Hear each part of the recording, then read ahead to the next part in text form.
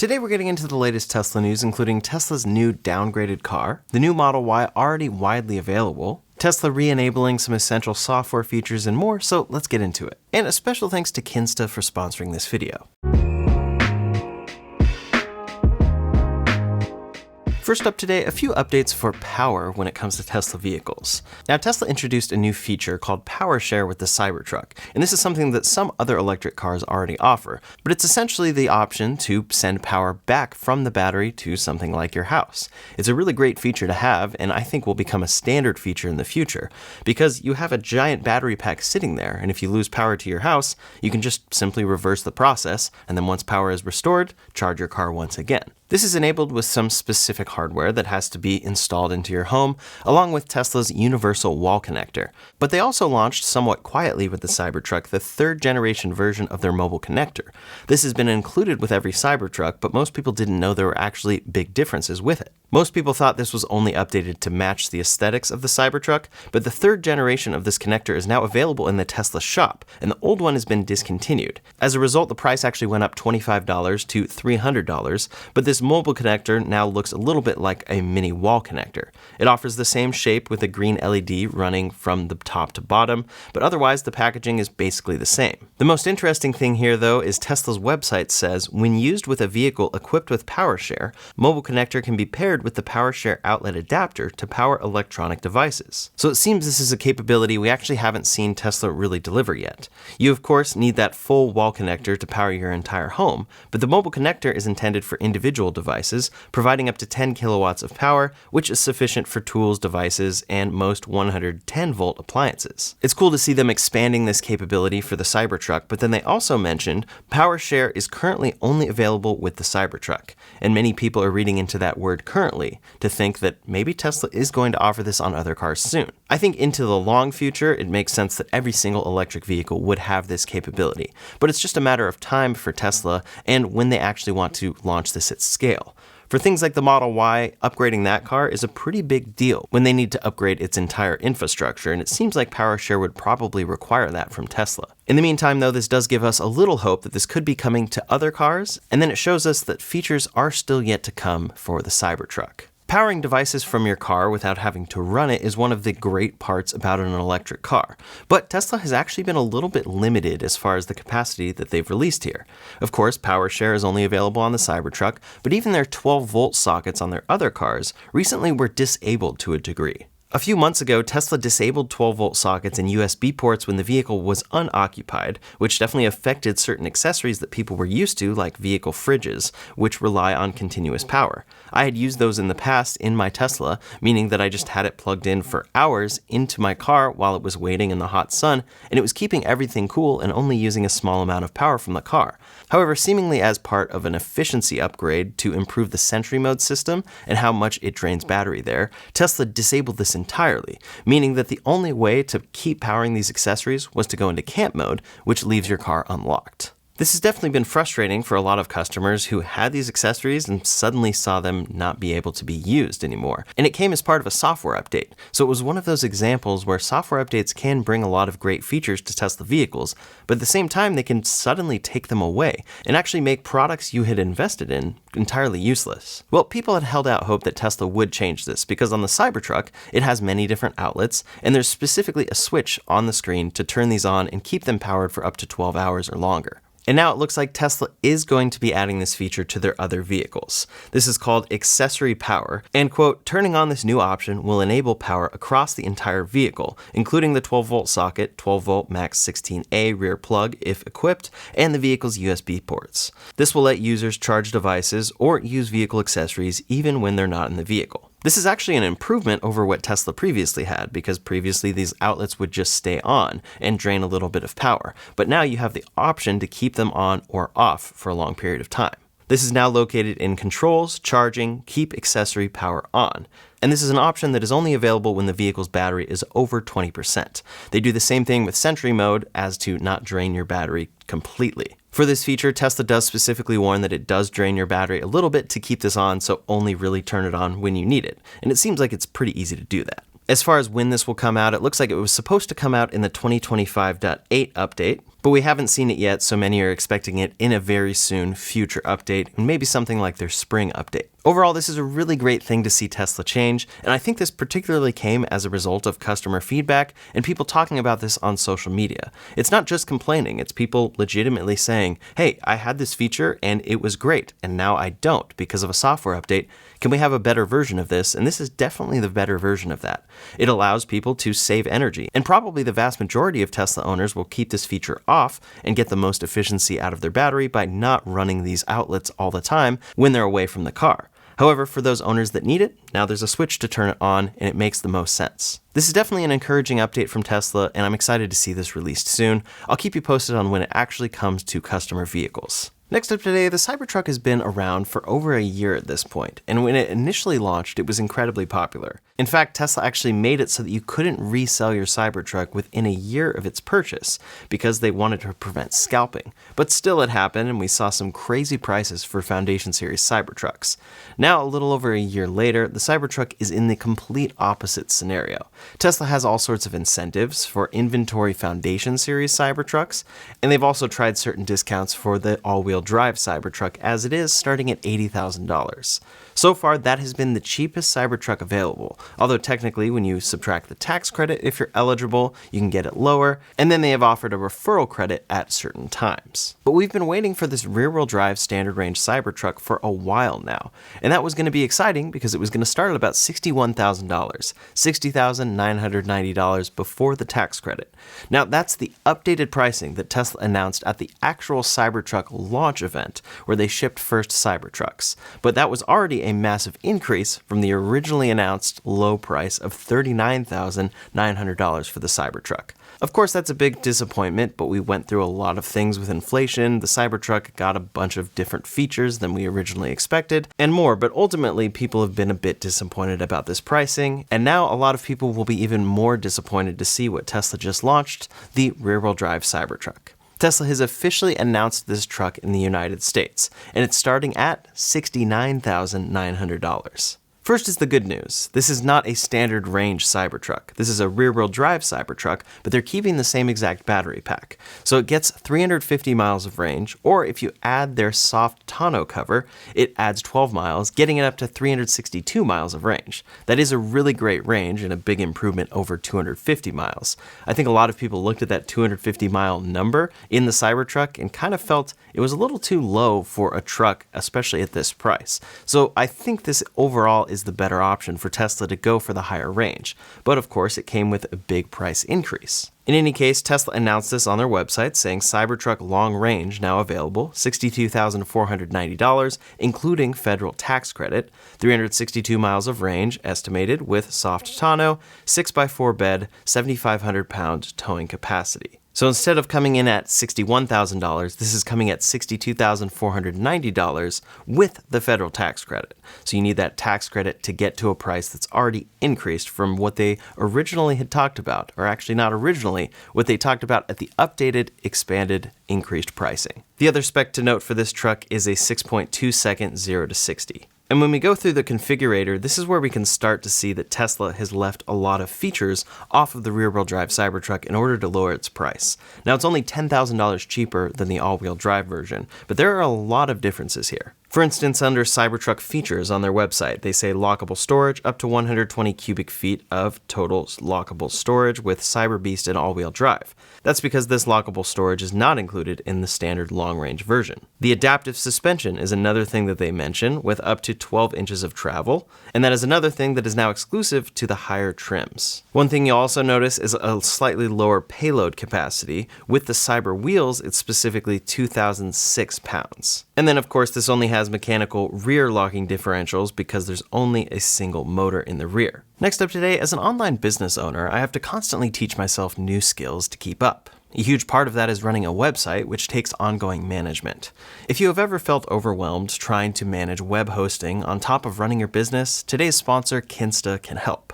Even if tech isn't your thing, Kinsta's managed WordPress hosting is a huge relief because their expert team handles all the technical issues and troubleshooting, allowing me to focus on actually running my business. Hosting dashboards can often feel outdated and confusing, but Kinsta's feels fresh and intuitive. For my business, fast speeds and reliable uptime are everything, and Kinsta helps keep sites up and running better than anyone can do themselves. I also have peace of mind knowing I have the highest level of security for my website. If an issue does come up though, I love being able to talk to a real human being 24/7 as well. Overall, Kinsta is perfect if you want professional results without needing a technical background. Tired of being your own website support team? Switch your hosting to Kinsta and get your first month free. And don't worry about the move. They'll handle the whole transition for you, no tech expertise required. Just visit kinsta.com/Ryan Shaw to get started. That's KINSTA.com/Ryan Shaw. But when we look at the interior differences, this is where things start to change quite a bit. It's only available in tactical gray because it's only available with textile seats. So these are not the premium faux leather seats. Then there's only front heated seats instead of rear heated seats, and there are no ventilated seats in the Cybertruck. That's because there's no perforation in them whatsoever. The second row seats do fold up, but then they say there's a standard console instead of a premium console. As for the displays, there's only a front row 18.5-inch display, so they've gotten rid of the 9.4-inch display. And then when it comes to audio, you have that 15-speaker active noise cancellation system in the higher trims of the Cybertruck, but this lower trim now only has 7 speakers. The standard bed does not have a cover, but you can upgrade it with a soft tonneau, which we'll talk about in a little bit. And then they do mention here headlamps without signature lamps, versus the other cars have headlamps with signature lamps. Instead of premium bed lamps, premium taillights, and L-tracks, you have standard bed lamps and standard tail lamps. Then when we go to power outlets, we can see that the bed does not have any outlets. In the Cybertruck, the bed has 2 120 volt and 1 240 volt outlets. And then in the cabin, there are 2 120 volt outlets, and there are none of those in the long range standard version. However, you can use the charge port for 2 120 volt outlets. Tesla's head engineer for the Cybertruck also tweeted about this, saying, "More efficient, more affordable, long-range Cybertruck brings all-wheel stability and traction control, plus a rear logging differential with up to 362 miles of estimated range. Put it to work with 7,500-pound tow rating, 2,000-pound payload wrapped in a tough stainless exterior." He then goes on to say this is ready to tackle whatever you throw at it thanks to this 6x4 bed, and then it has increased efficiency, which also means more miles recovered per minute. Interestingly, for these seats, he calls them an addition, even though most people would call them a subtraction, and he says, "My favorite addition are the textile seats, comfortable, easy to clean, and highly durable, plus they look sharp." So let's talk about some of those accessories specifically. The soft tonneau cover is $750 from Tesla, and they say, "Protect your cargo, increase your range." The Cybertruck soft tonneau cover secures the contents of your truck bed beneath a weather-resistant cover and offers enhanced aerodynamics when employed, increasing your range by up to 12 miles. This includes the soft tonneau cover and then the mounting hardware. This is something that will begin shipping in June, and it's of course only compatible with that base model. Overall, it's a fairly standard leather type cover, so I do feel like $750 may be a little much here. And Tesla has released a video of what this looks like to install.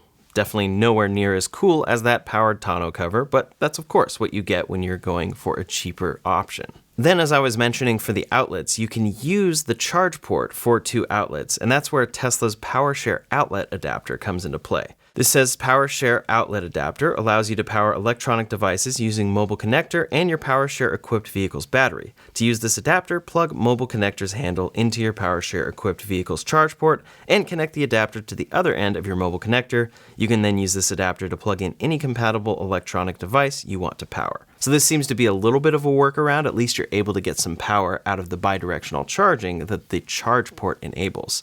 But it's definitely nowhere near as cool and handy as the outlets built into the bed, and then you don't have that 240 volt outlet. You're just limited to these 2 120 volt outlets. However, it does seem that this car still supports PowerShare if you want to get that installed in your house. So I think at least that's something positive here. Then comes the suspension. One of the best parts about the Cybertruck is its adaptive air suspension. And for the long-range version, it is now an adaptive coil spring suspension instead of an adaptive air suspension, so there's no adjustable ride height, and of course this is going to change things a lot on the Cybertruck. Included with all trims, you get your normal cameras, powered frunk, the interior footwell and door pocket ambient lighting all around, second generation hardware for connectivity, and then of course all of their active safety features. But already we're seeing that there are a lot of differences and a lot of downgrades to get down to that $69,990 price. As for the sound system, as I mentioned, it's only 7 speakers, but it still does include dual subwoofers. And then another thing is there's only a particulate filter instead of a HEPA filter in the Cybertruck long range. That one's definitely odd to me because that's something that's now standard on the Model Y in its rear-wheel drive form. At least it has been for years. But then let's look at the wheels for this Cybertruck. Tesla's introduced new 18-inch standard wheels with all-season tires, and these are a new design. They're even smaller than we've seen with the stock wheels on the Cybertruck, or you can upgrade to Cyber wheels for $3,500. Those are 20-inch wheels versus 18-inch standard wheels. And those 20-inch wheels drop your range to 331 miles instead of 350 or 362 with that cover. I'll have to see these wheels in person. I don't think they look too great in these photos, but I'm curious. What do you think? Some other things we can see that have changed here are compiled in a list by Sawyer Merritt. One is no rear light bar on the Cybertruck, and then we can see that inside there are no aluminum pedals. Not the biggest deal in the world, but definitely a change. So that's a lot of downgrades for the Cybertruck rear-wheel drive. We knew that this was going to happen. We knew that Tesla was going to have to do something to get the price down on that truck. But still, this is a $70,000 truck, and it's coming with some fairly basic features in certain ways. I think really though the winner for Tesla here is that it still does deliver a range up to 362 miles in its standard form. So that is a very good range for an all-electric truck coming in at $70,000, no matter who it's coming from or what it looks like. But when we compare this to what has been expected for the Cybertruck, it's hard to not be disappointed. When the Cybertruck came, it brought a lot of awesome features, but it still, of course, never delivered that 500-mile range, and it never delivered that $40,000 price tag.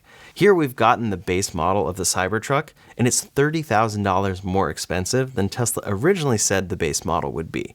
Of course, that was years ago, and a lot of things have changed, but $30,000 is like an entire car's upgrade to the price of this Cybertruck just to get it into your hands. And that was something that was so exciting about the Cybertruck was its price. That's why they collected 2 million pre-orders. So this is going to be an interesting one to see roll out. Now, of course, the originally announced price was for a 250-mile range. This is delivering 350. That's, of course, an improvement there. But I'm curious to see how people take this. I mean, textile interior, getting rid of the ports, no powered tonneau cover option, no rear heated seats, a cheaper sound system, no air suspension, and more, all on a $70,000 truck. It is good to see that this qualifies for the federal EV tax credit because for a lot of people it will be a little over $60,000 to get this truck. As of right now, Tesla is saying that it will be available in June to July of this year, so it still is a couple months out from reaching production.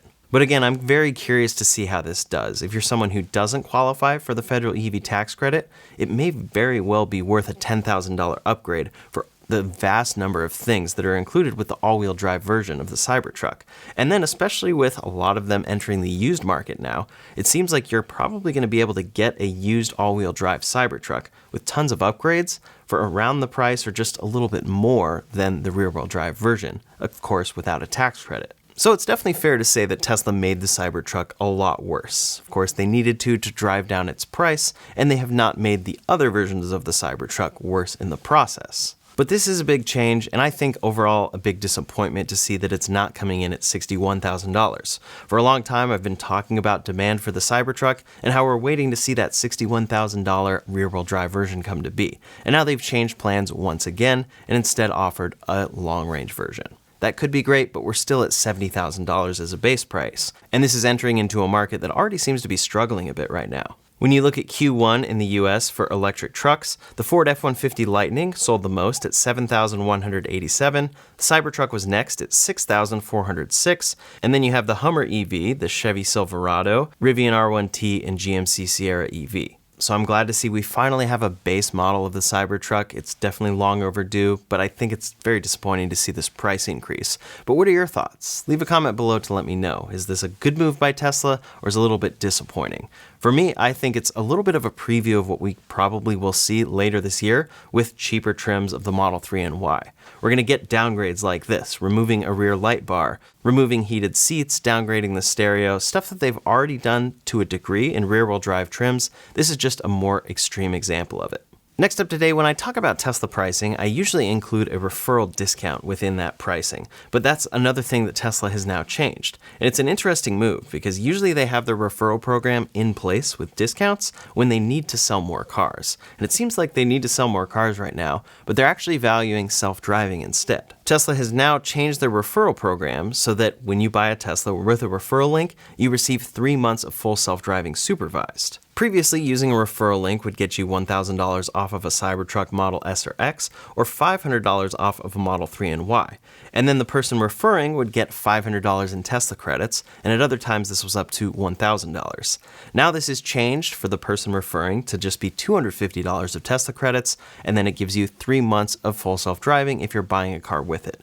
Of course, it's still something that's worth using. You get a 3-month trial of full self-driving, which especially in the Model 3 and Y is a very great system to try out. But this discount is no longer there, which is interesting to see. I'm curious if we're on the cusp of a price drop from Tesla, but we'll have to see. Regardless, production of the Model Y does seem to be going well over at Giga Texas, as Tesla just celebrated their 400,000th Model Y built there. Joe Tegmeyer, who always flies drones around Giga Texas, got a great shot of Tesla arranging a bunch of red Model Ys on the roof of their parking garage to spell out 400K. Giga Texas only began producing these cars 3 years ago, so it's very cool to see a milestone like this and how much they have ramped production at that factory. They are officially switched over to the new Model Y for production, so it will be interesting to see how things go from here, but demand does seem to be in an interesting spot. Next up today, the refreshed Model Y has been anticipated for quite some time, and now it's finally available in its non-launch series edition. This car officially started first deliveries last month, and now is available in the long-range all-wheel drive trim.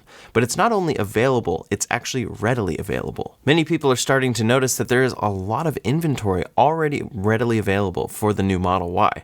And in certain areas of the country, if you want to get one, you can not only get one soon, but get one today. As of last week, Tesla said this was available in 1 to 3 weeks, but depending on what trim you get, you can actually buy that car today if you want it. Looking around the country, I can see that it's obviously readily available to get today in areas of California, and then over in New York City, this new Model Y is also readily available. This is a very interesting thing to see because a lot of people have been very excited about this Model Y refresh, and now just weeks after it being first delivered, there is no wait time for it whatsoever. In part, that's because Tesla has probably scaled up, but in part, it seems to reflect that demand may not be doing super great for this new Model Y right now. Of course, they haven't launched the long-range rear-wheel drive version of this car, which would come in cheaper and did on the previous version, but either way, it seems that they are not finding customers maybe quite as quickly as they expected. Now, it is worth noting this is not the case everywhere. When I look in Austin, Texas, and I configure a base model for the long-range all-wheel drive, it says delivery in 1 to 3 weeks. And that's right next to Giga Texas, so it does seem that coming out of that factory at least, they're selling these cars. But in some of the most populated areas of the country, this car is readily available. Of course, this could be a reflection of Tesla and where they have driven their production, and where they've actually prepared for demand of this car. So there are always many factors at play here, and maybe people will start buying these cars and inventory will run out soon once people see that it's readily available. But regardless, it's an interesting situation to see for the new Model Y. It's both exciting and a little concerning for Tesla. This car brings a ton of improvements over the previous Model Y, and it stands out and looks quite a bit different. But at the end of the day, it still is delivering pretty much the same range as before. Yes, it has seen a little bit of a boost in the all-wheel drive configuration, up to 327 miles of range, and then it has lots of great premium features inside. But overall, it's still basically the same car that can go just as far and charge just as fast. And with all of those upgrades came a $1,000 price increase. So we'll see how Tesla has to respond here. I would assume that soon enough we'll see a discount arrive as part of the referral program, where you can get $1,000 off of this new Model Y, or maybe a little more. That usually seems to be their first tactic there, and then they may offer things like inventory discounts or APR incentives. Those usually are the ones that save people the most money. So it is one of those situations where if you've been wanting this car, you can get it today, but waiting might actually work in your favor, as Tesla is probably going to need to add some incentives to drive sales. And then waiting should also see the introduction of the rear-wheel drive trim and then whatever cheaper models Tesla plans to make later this year. With all of Tesla's vehicles, we're always kind of going back and forth between buy now before maybe tax credits run out, or wait to buy because some incentives may come to be, and I think right now it seems like we're in a wait to buy situation. This is of course based on speculation, and I can't guarantee anything, and it does seem that if these tariffs end up fully going through, that Tesla will be affected. In practice, that could mean that they raised the price of the car and waiting was a bad idea, but I really think that Tesla is going to have to do a lot to drive their inventory in the near future, which could result in a better deal for the customer. Either way, I'll be sure to keep you posted on this channel. Next up today, it's very clear that self-driving is the future of Tesla. At least it's their main priority, and we're seeing them implement more and more features here. Most recently, we saw siren detection coming to all customer vehicles, and it's something that allows the autopilot system to plan to automatically pull over when a siren is heard and an emergency vehicle is detected, and it's something that simply warns you as a driver that there is an emergency vehicle present. They're always updating this self-driving software, but then over at Tesla's Fremont factory, we've seen that they're actually autonomously driving these cars from the assembly line to the staging area where they load up these cars for delivery. At first, that was only a feature at Tesla's Fremont factory, but now people have spotted them doing the same thing over at Giga Texas with brand new Model Ys. Joe Tegmeyer said, "I saw this happening constantly with Model Ys exiting and immediately driving away on their own from the factory. This is a huge accomplishment for Tesla as now Giga Texas joins Fremont as FSD improves overall efficiency."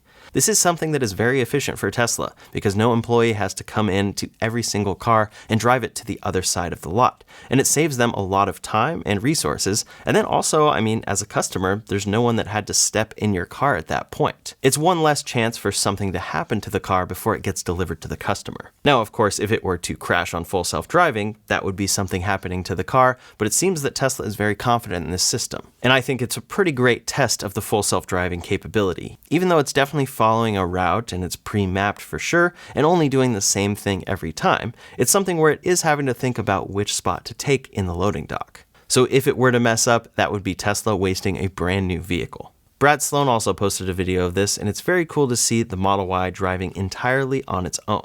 What I'm curious to see next is if Tesla can do this also with the Cybertruck, which has to go through a tunnel that was dug by the Boring Company. That cyber tunnel is something that saves them a decent distance on the Cybertruck when getting from the factory to its loading location, so maybe it can get through the Boring Tunnel on its own in the future. Actually, the Boring Tunnel ultimately has the goal of having self-driving cars, but the Boring Company has not actually achieved that yet and uses drivers inside the boring tunnels. So it kind of seems like if the Cybertruck is going to be able to do it, it's also going to accomplish that for the Boring Company, and maybe that will finally happen. That's all the latest Tesla news for today, so if you want to see details about Tesla's latest battery tech that could be changing things for the future, you can check out that video linked up here or in the description below. Thanks so much for watching, and I'll see you on the next one.